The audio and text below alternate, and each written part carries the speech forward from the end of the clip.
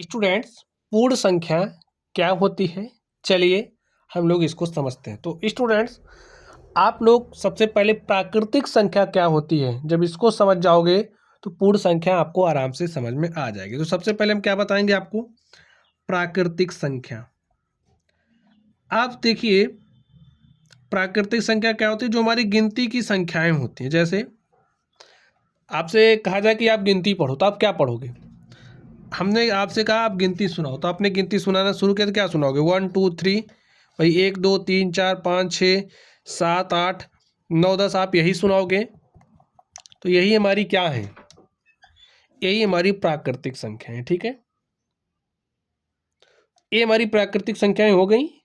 अब स्टूडेंट्स, ये जो प्राकृतिक संख्या है, ये प्राकृतिक संख्याओं का क्या है? एक समुच्चय है।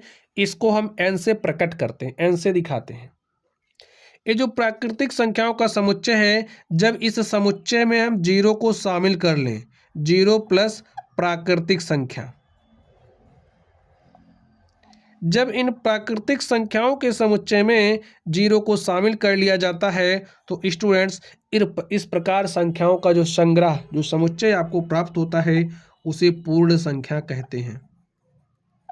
समझ गए? बात समझे ना? जैसे अब तक आपने इतने को एक्सप्लेन किया, 1 2 3 4 5 6 7 8 9 10 हमारी क्या कहलाती है? प्राकृतिक संख्या।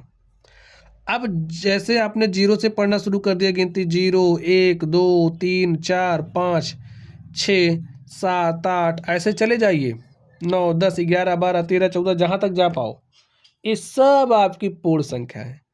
अब आप कहोगे ये तो हमारी 1 2 3 4 5 6 7 ये हमारी प्राकृतिक संख्या थी, अब पूर्ण संख्या कैसे हो गई? ध्यान से समझो।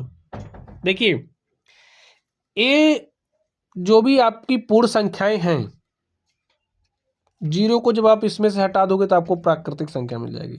तो आप ऐसा कह सकते हो, हमारी सभी प्राकृतिक संख्याएं पूर्ण संख्या होती हैं। ठीक है, लिख लीजिए, सभी प्राकृतिक संख्याएं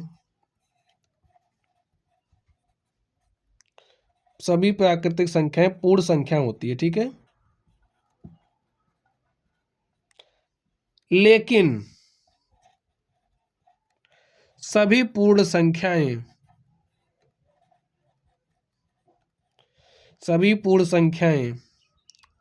प्राकृतिक संख्या नहीं होती है।